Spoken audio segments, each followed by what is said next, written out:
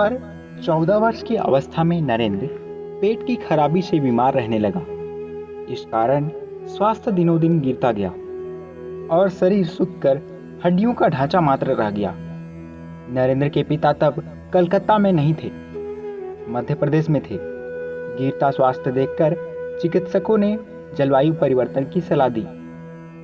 अतः पिता ने अपने परिवार को रायपुर बुला लिया। उस समय रायपुर में कोई पाठशाला नहीं थी, अतएव पिता घर पर ही स्वयं नरेंद्र को पढ़ाने लगे।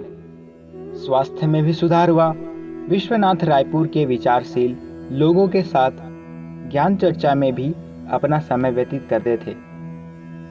इसमें प्रायः नरेंद्र उपस्थित रहता था और सभी बातें ध्यान से सुनता था। कभी कभी वह अपने युक्ति युक्त विचारों से विद्वतम मंडली को आश्चर्यचकित कर देता था। अब तक नरेंद्र ने बंगला भाषा की प्रमुख पुस्तकों को पढ़ लिया था।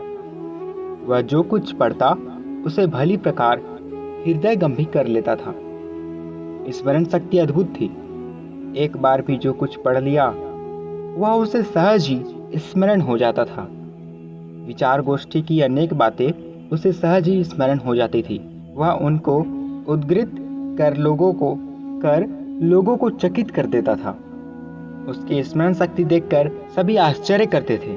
सबको विश्वास हो गया था कि बालक होनहार और प्रतिभाशाली है। पिता विश्वनाथ को भी इसका विश्वास हो गया था कि उनका पुत्र विलक्षण प्रतिभाशाली है। माता प्रसन्न थी। उनको विश्वास हो गया था कि वह सचमुच शंकर का दिया गया वरदान है।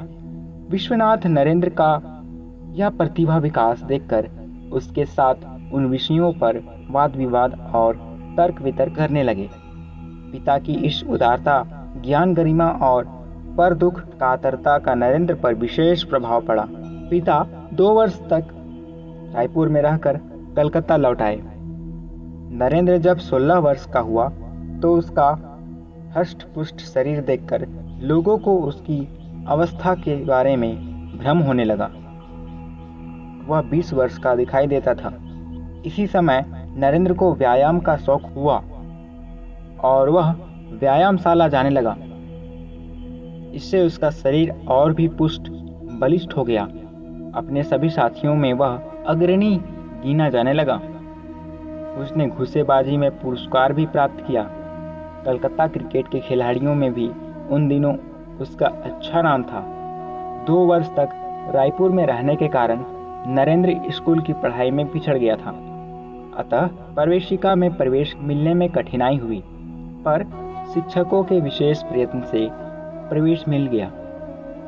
उसने 2 वर्ष के पाठ्यक्रम घोर परिश्रम से एक ही वर्ष में पूरे कर लिए और प्रथम श्रेणी में उत्तीर्ण हो गया। परिवार के लोग इस सफलता पर बहुत प्रसन्न हुए। पूरे स्कूल में प्रथम श्रेणी में उत्तीर्ण होने का यह अवसर केवल नरेंद्र को ही मिला था। मेट्रोपॉलिटन इंस्टीट्यूट के एक शिक्षक अवकाश ग्रहण करने वाले थे। नरेंद्र ने अपने सहपाठियों के सहयोग से उनका अभिनंदन करने का निश्चय किया। स्कूल के वार्षिक पुरस्कार वितरण समारोह के दिन ही इस अभिनंदन का आयोजन किया गया। सुरेंद्रनाथ बंदोपाध्याय इसकी अध्यक्षता कर रहे थे। वह प्रसिद्ध वक्ता थे। छात्रों की ओर से कोई भी सभा में बोलने की हिम्मत नहीं कर रहा था। अंत में निश्चय हुआ कि नरेंद्र ही भाषण देगा।